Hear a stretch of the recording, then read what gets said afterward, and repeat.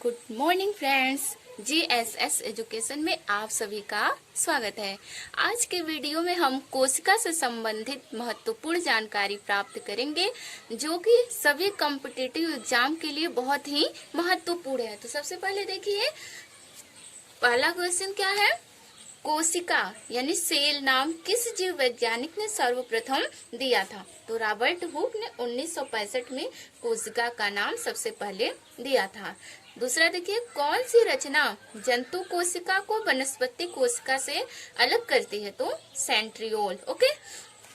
तीसरा क्या है, कोशिका में राइबोसोम की अनुपस्थिति में कौन सा कार्य संपादित नहीं होगा? प्रोटीन संश्लेषण।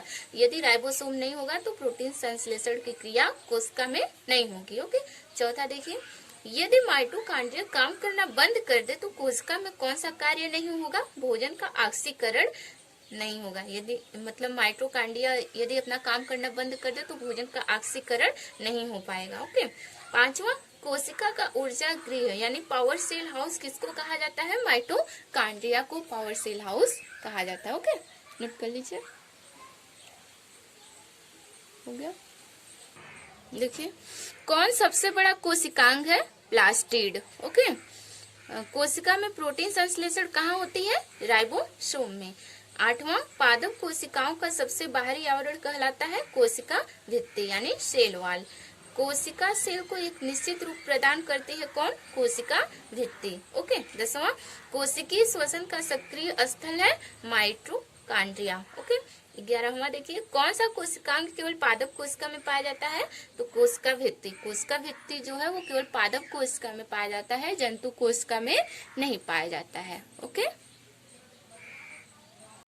12वां देखिए, अवर्णी लवक यानी ल्यूकोप्लास्ट मुख्यतः पाए जाते हैं जड़ों की कोशिकाओं में। ओके। 13वां, फूलों और बीजों को विभिन्न प्रकार के आकर्षक रंग प्रदान कौन करता है? क्रोमोप्लास्ट। ओके। 14वां, कोशिका की आत्महत्या की थैली यानी सुसाइड पाउच ऑफ सेल किसे कहा जाता है? लाइसोसोम को।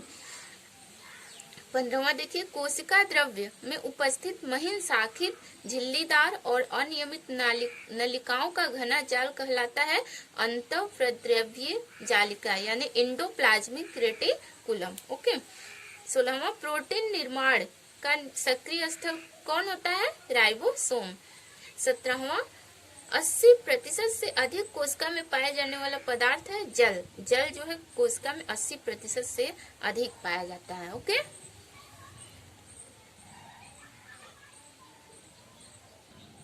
अब देखिए, लाइसोसोम में पाया जाने वाला वह एंजाइम जिनमें जीव द्रव्य को घुला देने या नष्ट कर देने की क्षमता होती है वह कहलाता है हाइड्रोक्लोरिक एंजाइम। हाइड्रोक्लोरिक एंजाइम जो है वो लाइसोसोम में पाया जाता है। वो क्या करता है? जीव द्रव्य को घुला देने या उसको नष्ट कर देता है। ओके। 19वां देखिए, एंडोसाइटोसिस किसे कहते हैं? कोशिका झिल्ली के लचीलेपन से एक कोशिका वाले जीवों के द्वारा बाहरी पर्यावरण से अपना भोजन तथा अन्य पदार्थों को प्राप्त करना एंडोसाइटोसिस कहते हैं। ओके। मतलब कोशिका झिल्ली मतलब कुछ जीव ऐसे होते हैं जिनकी कोशिका झिल्ली क्या होती है? लचीली होती है, जिसके कारण उनके बाहरी पर्यावरण से भोजन तथा अन्य पदार्थों को ग्रहण करने में आसानी होती है। उसी को हम क्या कहते हैं? एंडोसाइटोसिस। ओके। 20वां देखिए, जीव द्रव्य कुंचन किसे कहते हैं? जब पादप कोशिका में परासरण से पानी की हानि होती है तो कोशिका झिल्ली सहित आंतरिक पदार्थ संकुचित हो जाते हैं, जिसे जीव द्रव्य कुंचन कहते हैं। ओके। 21वां देखिए, झिल्ली जीवात जनन किसे कहते हैं? कुछ प्रोटीन तथा वसा कोशिका झिल्ली को बनाने में सहायता करते हैं, जिसे झिल्ली जीवात जनन कहते हैं। ओके। 22वां देखिए, कार्क क्या है? कार्क एक पदार्थ है जो वृक्ष की छाल से प्राप्त होता है। ओके। 23वां, केंद्रक की खोज किसने की? रॉबर्ट ब्राउन ने 1831 में। ओके। 24वां, जीन क्या है? डीएनए के क्रियात्मक खंड को क्या कहते हैं? जीन कहते हैं। 25वां, क्रोमैटिन पदार्थ क्या है? क्रोमैटिन पदार्थ धागे की तरह की रचनाओं के जाल का एक पिंड होता है। ओके। धागे की तरह एक जाल का पिंड होता है। और 26वां क्या है? किसने यह मूल अवधारणा प्रस्तुत की थी कि सभी जीव जो है कोशिकाओं के बने हुए हैं? तो वो है स्लाइडेन तथा टी स्वान ने मतलब बोला था कि सभी जीव कोशिकाओं के बने हुए हैं। ओके। 27वां, किसकी उपस्थिति के कारण किसी पादप कोशिका और जंतु कोशिका में अंतर पाया जाता है, तो कोशिका भित्ति के कारण, क्योंकि कोशिका भित्ति जो होता है वो जंतु कोशिका में नहीं पाया जाता है और पादप कोशिका में पाया जाता है। ओके, 28वां देखिए, गाल्जिकाय का प्रमुख कार्य क्या है? स्राव करना। ओके, 29वां का, कौन सा कोशिकांग डीएनए रखता है? तो सेंट्रियोल। ओके, अब देखिए, कौन सा कोशिकांग प्रोटीन संश्लेषण में प्रमुख भूमिका निभाता है?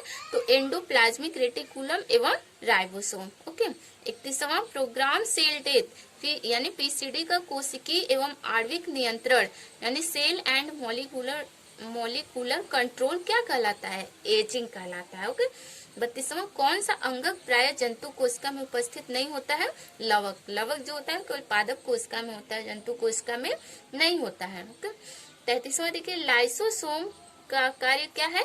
अंतःकोशिकीय पाचन यानी इंट्रासेल्युलर डाइजेशन। ओके, 34वां, कोशिका भित्ति होती है, कोशिका भित्ति कैसे होती है? पारगम्य होती है। ओके, पारगम्य क्या होता है? जो अपने से होकर कुछ पदार्थों को आने जाने देता है। ओके, और कुछ को नहीं भी। ओके, 35वां देखिए, माइटोकांड्रिया का भीतरी वलन क्या कहलाता है? क्रिस्टी।